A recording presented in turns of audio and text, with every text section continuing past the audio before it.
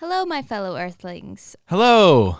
And that's Steven. I'm excited that I invited Steven to come on the podcast. We're recording this on Valentine's Day, and it's going to be released on our anniversary. So this is a very lovey episode. And Sunny is here at the podcast studio because... Our carbon monoxide alarm was going off when you got home. Well, let's start from the top. We get here. Yeah. And we hear a beeping in the neighborhood, and it was really weird. Yeah, that's the weird thing. And we were just like, okay, that's weird. Our neighbors, they had their windows open. It's the middle of winter, and all of a sudden you could hear like multiple beeps inside their house going on at the same time. And we're like, oh, it's carbon monoxide or smoke alarm's just, faulty. And then we get here, I forget something, so Ellicia has to go back. And then you go back. As I drove back, my spidey senses were tingling, and I was like, why? There's a reason I'm going back. This isn't an accident, because I'm very wizardry like that. And I get home, and our carbon monoxide alarm is beeping in the garage, and Sunny is like losing her shit, because dogs hate beeps. Well, she hates everything. So I brought her to the studio, and now she's barking at people in the office. So whatever. We're just gonna... and I'm also, we haven't eaten dinner, and I'm hungry, and I've had like 3 sips of beer, and I'm probably like... You know what? What better way We might be poisoned right now. We might have carbon monoxide. This could be our last conversation. No, we're fine. Don't say that. That's how. Okay. No. Anyways, I'm excited to be here. Thank you. Thanks for coming, this is Steven. Fun. Yeah. Do you want to talk about the purpose of a relationship today? Oh, jumping right in. The purpose of a relationship. Well... In my mind, I think the purpose of like a relationship that I want, that I was going for, that it took me forever to figure out what I wanted, was basically a support system, someone to count on, right? I also love doting on someone, so loving someone, expressing myself in that regard. And I think have like a sounding board, have someone to listen to. So I guess that falls under the support system. So there's multiple things for purpose of a relationship.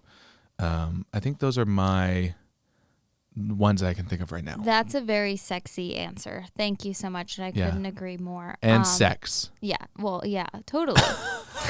Sure. Let's get right to it. Yeah. Well, I think to be able to have gotten to a place where you like knew what you wanted a purpose of a relationship to be very specifically, you had to build some self-awareness, right? Some failures and some experiences to know what you don't want, so you knew what you did want. Am I right? Oh yeah. I mean, definitely years and years of figuring out what I wanted in life and what I don't want in life. Yes. And I think that's very important for anybody to do, not just regarding relationships. Totally. Yeah. But if you do think about it, the relationship as like, that was like one of my first priorities. I wanted to buy a house.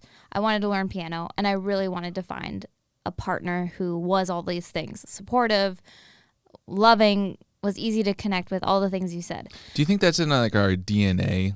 They're like, why? Like, it's in like owls' DNA and eagles' just DNA and animals' DNA. So yeah, to find someone you don't want to die alone. Well, when the partnership is supportive and the purpose is aligned, like look at least us as an example, like the breeding grounds for what we create together with each other's support. Yeah. Without your support, I probably wouldn't be where I am in my business. I probably would have like gotten scared and quit. Same.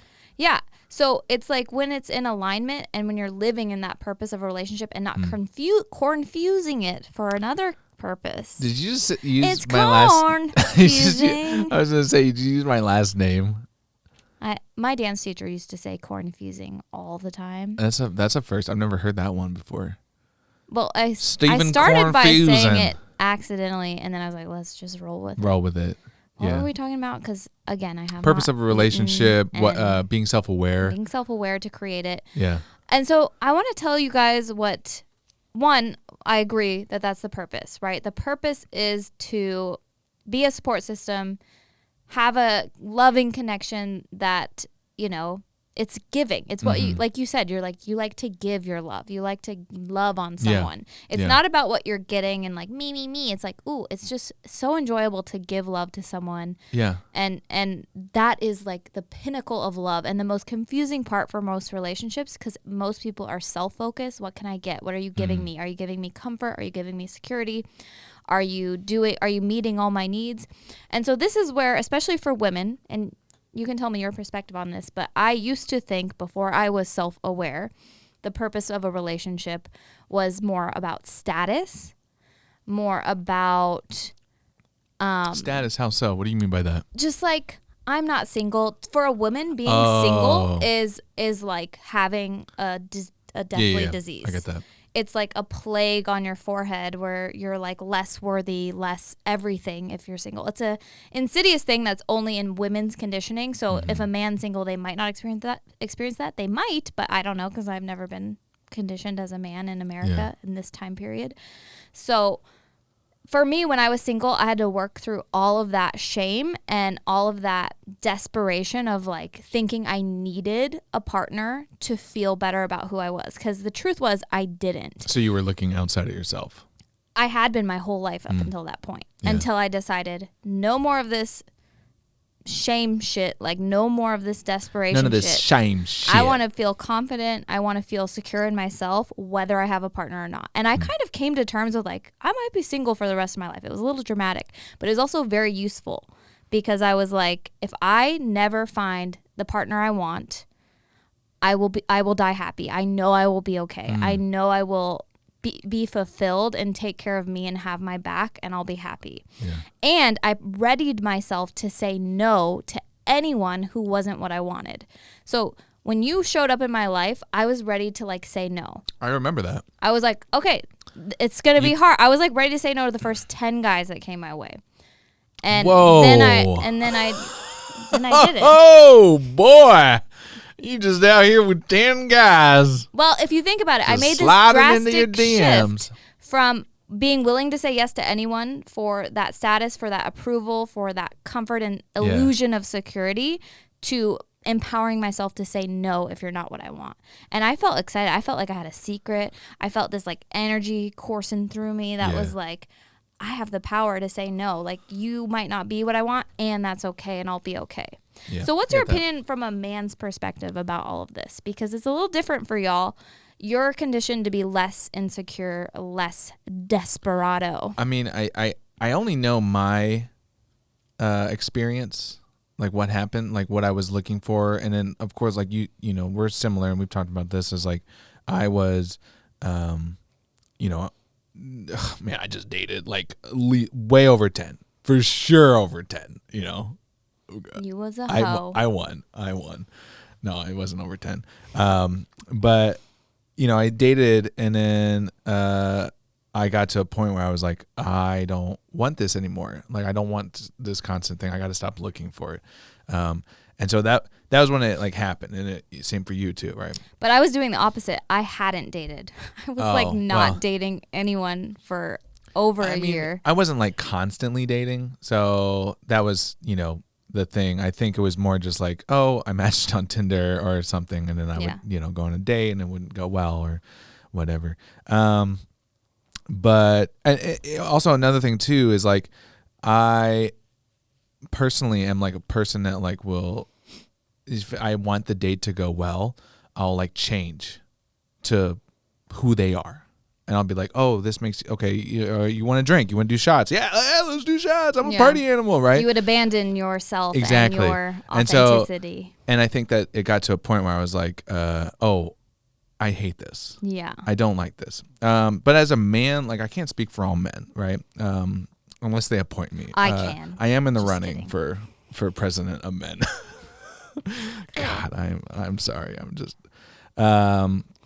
but anyways, I think as men, I think we're looking for like someone to, you know, and I think this is the wrong way to look at it, but like someone to, you know, a lot of guys will look at it and be like, oh, I want someone who's there to take care of my kids, or your to traditional be there in the housewife. kitchen, Yeah, 50s to housewife. clean, and I think part of me was like To do free labor. right, because I mean, To like, uphold the patriarchy. well, me too. I'm like, I'm a dirty man. You're dirty ass. I'm a dirty ass. Yeah. I mean, I have a clean ass, but like my side of the bed, dirty. My car, dirty. Filthy.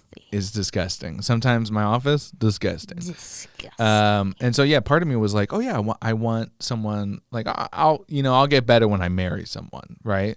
And so I think that's not how change happens. Well, friends. Come get your coaching. Right, but I think where I'm headed with this is like I think men are like they look for marriage to change some of the negative things in their life. They're like, I will become a different person then. I'll do this then. And I'm here to say I'm living proof that. That's funny because women go out to be like, I can change him, I'll change him, and it never works. Yeah, because I'm living proof.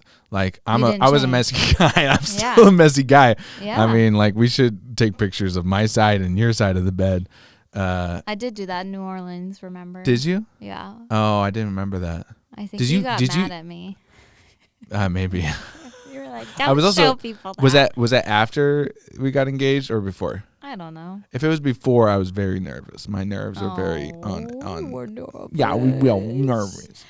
I think that is so interesting. Okay, so you kind of had this unconscious idea in the back of your head, like, when I'm married, when I find the wife, I'll be this new person. Yeah. I think a lot of people think that, and that is one of the most insidious brain lies that a brain could give you. And it goes for both sides, because women, we ain't perfect either, right? In fact, even though we are the oppressed of the two sexes, and sexism is very real and alive, and we're just now like starting to break out of it, and we can have bank accounts and wear pants and start businesses, which yay, thanks for all this progress, but we ain't done yet. Women still we aren't perfect. And I think a lot of women, because they overfunction, because they're people pleasers, because they can think of so many other people other than themselves, and they can be so efficient at so many things, they tend to think that none of the fault falls on them. But that is what brings me to emotional responsibility. And good segue. And how that is the most important part of aligning with a real purpose of a relationship is you're not in an effective and purposeful relationship if you're not an emotionally responsible person. And let me tell you why. Because when you think someone else outside of you can cause your feelings, and if you think you are without fault and you do everything perfectly, and you don't look at the ways that you create how you feel and you decide how you show up, and you put that on a partner, that's a breeding ground for where most people put it, is on their romantic partner, is you're giving your power away to that person, and you're not clear in your decisions, you're not clear in your communication, you slip into this kind of like desperate, insecure place, man or woman, it doesn't matter. Yeah. Does all of what I've just said make sense? Yeah. Okay. And how do you think emotional responsibility plays out in our relationship? Like, obviously we have conflict and we have stuff come up, and that's very healthy to have regular conflict. Every time we do, I'm like, oh, good. That's like a health checkup. And I'm like, yeah, that means we're still connecting. We're still working on communicating. But how do you think emotional responsibility plays out in our relationship? Emotional responsibility. Do you know what I mean by that? Like, let's make sure everyone knows what we mean. Yeah, maybe define it better for me. So emotional responsibility, what I mean by that is just you are responsible for every feeling you have, every emotion you have. You create it, you choose it, it's on you what you feel. The other person doesn't cause your feelings, no matter what they say or do. So repeat the question again. How do you think emotional responsibility functions in our, what's the health of our emotional responsibility on a scale of 1 to 10? Scale of 1 to 10, I would say we are a solid 9.5. Hell yeah. Because, and here's why. Why? I think, first off, we knew who we were as people before we met. My background, right? Yeah. And we also did the work. We did the work. Mm-hmm. Yeah. Thanks for being my hype man. Yeah. And so I think when it comes time to we're dealing with shit, we're getting into that shit comes up. Okay. Conflict. All right. I like I said, empty stomach, beer is going down my gullet. Yeah. I think honestly, when we're in a tough time, right? When we're like arguing or one person says this and we disagree with that or whatever. I think there is that moment where we're both triggered, right? Like we're human. So we're, not going to be, Those are going to come up. we're not going to be perfect immediately, but we do have the, knowledge, or I guess the experience, like we've been through this. Okay, I want this more to work through this right now in this moment. And it's uncomfortable shit. And it's like, you're going to work on you and I'm going to work on myself. Right. And it's not your responsibility to fix me or my responsibility to fix you. We're respectful and lean in when the other like says something challenging that maybe our ego or our pride is like holding us back on. And this is my experience of it for myself, and you can agree or disagree, but I like to learn to lean in. And like you said, it is uncomfortable because my initial reaction is to be like, fuck you. But the truth is we never say fuck you. We're always respectful. We might say it in our brain, but we never say it out loud. And I think that's all that matters. But we're always respectful. We never we argue, we disagree, like you said, but it's a safe exchange. It's a trusting exchange.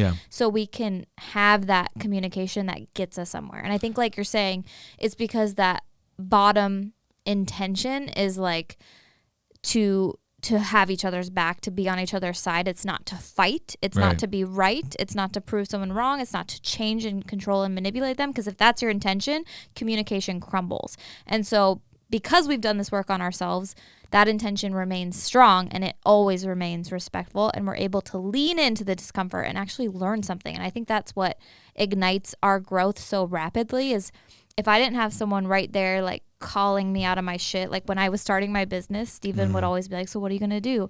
And I would get so triggered by this simple question.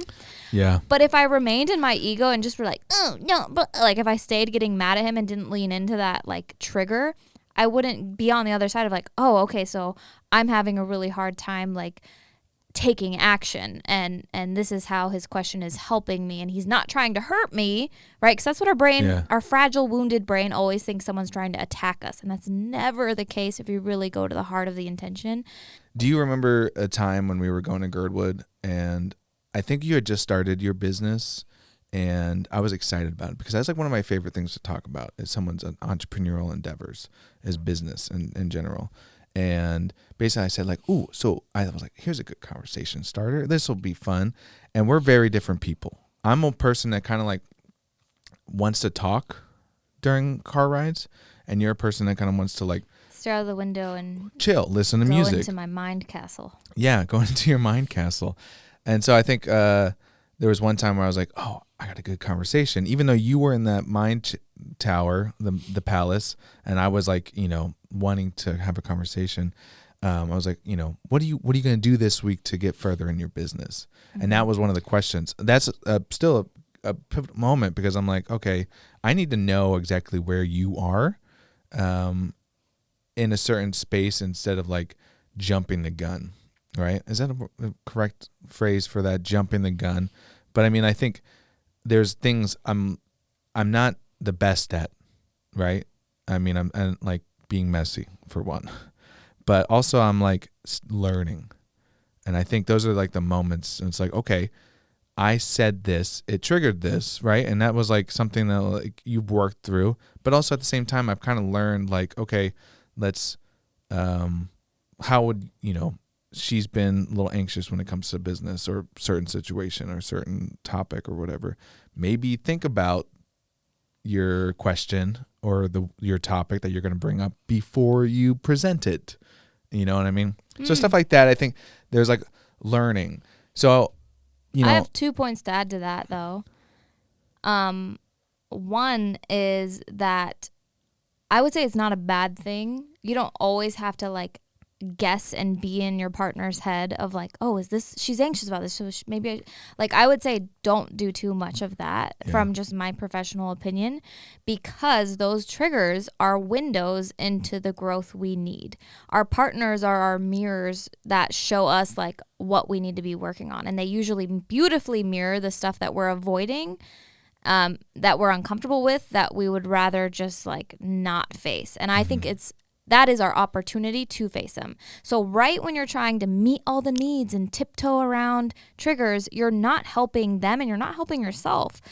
But my second point is that I'm not saying I don't think it's tiptoeing. I think I've just learned to you don't do that, navigate. But I think a lot of people do, and there's a lot of narratives out there that do suggest that meet each other's needs and da da da. I mean, I could see that to a point, though, But I would also add that, like, asking a consensual question like, hey, is it cool if we talk about business right now? Like, that's always cool. Yeah, but also I guess, like, I've learned sometimes, like, ask that question. Like, just how you stated it right there. Yeah. Is it cool if we talk about this? And then if, like, just like a check-in, a temperature check. And, like, instead of just, like, barging in the door and just without even knocking, Totally. That just came to me. That's respectful. Yeah. Yeah. Always knock on the door. No, I think, so to piggyback on what you're saying, I'm not tiptoeing around. I think I've learned to navigate around those situations, or also biting my tongue, because and we've talked about this too, is like, oh, and you didn't finish your second point, but. No, that was it. Oh, okay. Like when there's silence, I used to feel like I had to fill it. Mm-hmm. And so if we were just in the car or whatever, I would just be like, I'd be freaking out. I'd be like, I got to figure out something out. Yeah, on our first date, it was so silent in the car ride for a moment that you were like, no. Literally right in the beginning. Yeah. I just want to show the contrast because I've experienced it myself, and now I'm living in this other realm of what a relationship can be and how smoothly it goes and how healthy it functions and how easily we communicate. I think for all of that to be possible, the foundation is self-awareness, knowing what you want and what you don't want, and making sure those decisions are so clear before you enter into a relationship. And so if you're already in a relationship and you have never done that for yourself, it might be a really good time to make those decisions if you're wanting a more, what's the word? I don't know, fulfilling, supportive, intimate relationship with which most people are, because like you're saying, it's in our DNA to want this kind of supportive container to feel safe and comfortable in. Not the illusion kind of like, oh, I care more about my status than my own emotional needs, so I want the comfort of having the look of being taken and not single because that's more valuable to me than my own actual well-being and happiness. I want you to hear the difference between that, because it's so easy for women socialized in America to actually prioritize the status of a relationship and just the like way it looks to the people outside of them over prioritizing how it actually feels and if there is support and how connected these two people are and how much they vibe, because just through experience it's easy to fall into not vibing with someone and trying to force it to work. And that's what I want to help people either out of or through with that person they're already with. How do you help them? Well, that an individual has to decide to become self-aware. And I really believe with my tools, it only takes one person in a partnership to become self-aware to like help that relationship. Sunny's barking. Yeah. But you help them through by helping them make those decisions of what they want and don't want, and then having really hard conversations with the person they are with. Like, are you this person? And if you're not, it's okay. But I've got to go if you're not, Yeah. Those are tough discussions. Do you remember the tough discussion we had? I think when I first was like, oh, this is going to happen. Like, that was a tough discussion. But I knew because of that we were going to actually be a thing. So tell me what you're talking about. I'm just saying, like, we had a tough discussion where we both disagreed on something. And I don't remember why it started. Oh, I do remember. it was actually Sunny. Because like Sunny is a really, for those who don't know, she can be a little difficult with people and with animals and with anything, any noises. And she didn't like me in the first, several months. And anyway, we were talking about it, and I basically was like, I think we disagreed on how to train the dog or something like that, which we have, since then. And anyway, it was vision boarding night. First time we were doing that. And I also was like realizing that I was not knowing exactly who I wanted to be for you. Right. And so I'm having this vision board, and I'm having all these things come out, in the next 3 to 5 years, like I want this, I want to go here. We were looking to the future. We were planning. And your vision board was pictures of me and pictures of Sunny and pictures of you. And this was my first vision board. So it was all pictures of like stock photos of a family or stock photos of a couple on a beach. And I was being bombarded with thoughts of like the future, and it scared me, and I was a commitment phobe. I was scared of commitment. But I think we went through this, and it was a tough conversation, and even in the morning I was like, oh, I'm gonna whatever, sweep it under the rug. And you're like, no, let's talk about this. Like, I want to know exactly why you were doing this. So you were saying like, find out who that person is. You were doing that. Yeah. And because of that, you let me kind of talk my stuff out. Where I'm a very emotional person. And I wasn't trying to control the outcome. I wasn't trying to like force you to stay. And I think that's really important to note. Well, it's funny because I just wanted to hear you. I was like, I need to know these things. This like, is where I was heading. Is like, you literally, you've told me since then that you thought I was going to break up with you. Yeah. And in my head I was like, you let me talk. Right? And that's what I was saying. I was like, I'm a very emotional person, but I talk my shit out. And I have to have that, right, in a relationship. And I was like spiraling down, and like I was throwing shit at you, saying like, oh, it's your fault. Your emotional responsibility scale was like 2. Oh my, it was not even on the scale. And basically through that, you just let me kind of hash this out in my head. Then I realized, oh, I'm scared of the future. Right? And that's why Sunny scared me. Because I was like, you're a dog dad. No, that I love that, but what does that mean to have a tough dog that doesn't like people and that barks while we're doing podcasts? What does that mean to have someone to look after? What does that mean to? Oh, I love you too, sweetheart. And so my head, I was like, I knew then. I was like, oh, I love this woman, and hey. You know what? We are trying to have a conversation. He's saying he loves me, Sonny. Yeah. Stop stealing the spotlight. She's like, you love me too, right? So I think that was the one thing too. Like, so that's an example, right? So you're saying all this stuff, and I'm like, that's where my mind went of like an example of an illustration of like how, you did that. Yeah, that is a really good example because that was even before I became a coach. And I've always had this natural ability to hold neutral space, which means I have this skill, this power of listening and hearing someone without an agenda running in the back of my mind, without expectations of you should be saying this and you shouldn't be saying this. Like, I have this ability to just be this open space to let someone process and understand themselves. But and that's the thing too, because I don't remember what I was saying because I was spiraling. I didn't have something to latch on to.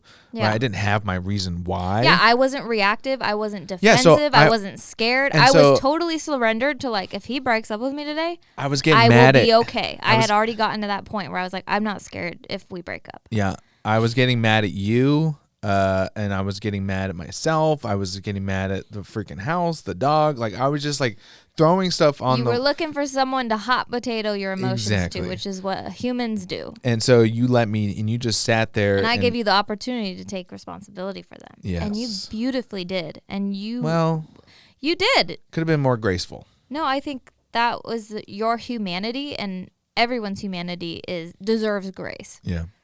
However it looks. So I'd say it's pretty graceful. Yeah, but that's one thing that, like, I mean, of course, that was the first time that was like, very early in our relationship, and that was the first time that I was like, oh, I know, like, I love this woman. That was like, I tell people that story because I'm like, that is fucking real shit, right? Like, we had a fight, and she's thinking, oh, he's gonna break up with me, and I'm thinking, oh, I love this woman, right? That's how different it can be sometimes too. How important that communication is, like, oh yeah, just knowing we never have any idea what a person is thinking. I always tell my clients this: there are 4 layers to communication. There's what you're thinking, what you're actually saying, what they're hearing, and what they're making your words mean, and then in both directions. So you have no idea what someone's actually thinking or feeling, and that's what makes communication. If you just know that, your communication will up level 100% because you'll be like, what do you mean by this, right? You'll be more curious and less assuming and less like, I know what you meant. I know what your intention was. You have no fucking idea.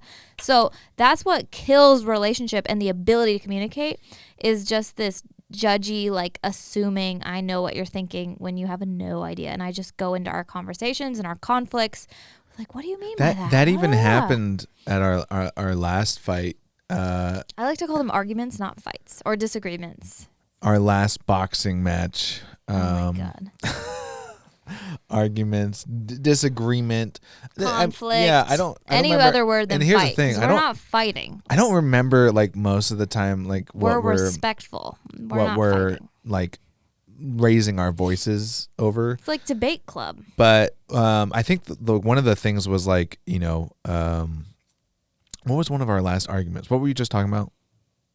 I was just talking about the layers of communication and not assuming you know what someone thinks. Oh, yes. So basically, we were in this disagreement, and I was like, oh, you did this because of this. And you were like, you didn't say this, but like, fuck you. Yeah. No, I didn't. And I'm like, no, you did. Yeah. And I don't even remember what it was, but I was 100% like, certain that you did this on purpose, or malicious. Right. And so our childhood wounds are what we project on the person in front of us, who are not responsible for our childhood wounds. And I have done this to Steven. Steven has done this to me. This is what relationships are for. They're a container to heal your wounds, to handle your shit, to own your emotions. Get it, girl. And that's what makes it so beautiful, is when you know that, when you make that subtle shift, any relationship can turn magic, can turn into this rapid container of growth. When you just stop avoiding triggers and blaming someone else for how you feel and start owning it and handling it and becoming empowered by it. I get excited. I've just trained my brain to be excited when something triggers me. It's so fucky and trippy. I'm not there yet. I know, and that's okay, because I am an authority on these topics, on this work, and that is why people come to me for my expertise and hire me as their coach, is because I am that, right? Just like I don't know how to make a video and edit it. Like, I am not that. But that's why we just follow our passions. I just got off track. No, I was going to say that, like, that's the purpose of a relationship right there. What? What you just said. Oh, what did I say? I don't know. You blacked out? I always black. Ellicia, we are recording a podcast. What? No, I think you said, like, communication and basically giving the other person space. I think that's there's real, I don't know, in our relationship, because I think, that's why I'm kind of getting hung up on, is like, I don't want to talk about anybody else's relationship. Yeah. Because I don't know what their relationship is. Yeah. And so I'm like, you're just talking about us. Exactly. I want to talk about us, and that's why I'm like, all right, let's talk about stories or illustrations or examples of, like, something that we've gone through. And so I think that's powerful, because it also is like, oh shit, like, other people do it too. We're in this together, that kind of whole thing. But I think that is like, if you rewind this from, 2 minutes ago when you were talking, basically I was like, oh shit, that is the purpose of a relationship. That's how I felt, at least. Yeah. And what would you say, like, your top 3 dominant emotions are in our relationship? Like, how do you feel on a weekly average about me, about us, about our life? Well, it's Valentine's Day, so I spoiler alert, I wrote you a card. Yeah. Right. And I just found myself being overwhelmingly grateful. What are the other 2? Hatred. No, just kidding. No, grateful, empowered. Because you give me that space to work on my business and work on myself. And so I feel that way and I feel loved. So those are like the main three I think that come to my mind right now. You know, I would agree with all three of those. Like I feel those too, but I also think the banging three is like seen, heard, appreciated. Oh yeah, those two. No, I think yours were better. Overwhelming gratitude, like fuck, that's awesome. Yeah. So I just want to offer for everyone listening that I was in many relationships before I did this work, became an emotional adult, decided what I wanted and what I didn't want, readied myself to say no to everything I don't want. My dominant emotions in my past relationships were like miserable, frustrated, resentful, unhappy. Yeah. And I just really want to point that out because I think there are more people there than they are in the real purpose of a relationship, which is to just love and support and give to someone, not to force them to change, not to have expectations of who you want them to be, not to get mad at them when they don't meet your expectations. Yeah. It is literally to just enjoy the feeling, the experience of loving someone, of giving love. So many people deprive themselves of giving love because they don't know what's what. They don't know how to be an emotional adult, and they're constantly projecting and trying to control things they can't. This is the shift that needs to be made in a coaching relationship, in a coaching program that I offer.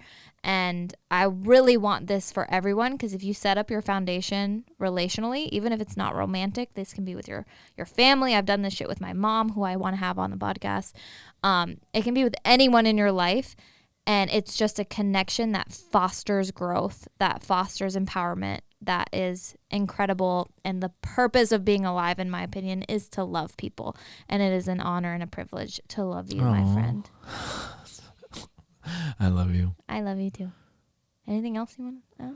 No, I think that's it. We should go eat and check out our carbon monoxide house. Yeah, but we should do that. Okay, well, bye, everyone. Say bye, Steven. Bye. Oh, happy anniversary, because this comes out on our anniversary. Oh, really? Does it? Yeah. 22, well, 23? Yeah, 23. Oh, happy anniversary. But also happy Valentine's Day. And it's Valentine's Day. Oh, wow. Look at us. Look at us. Look at us.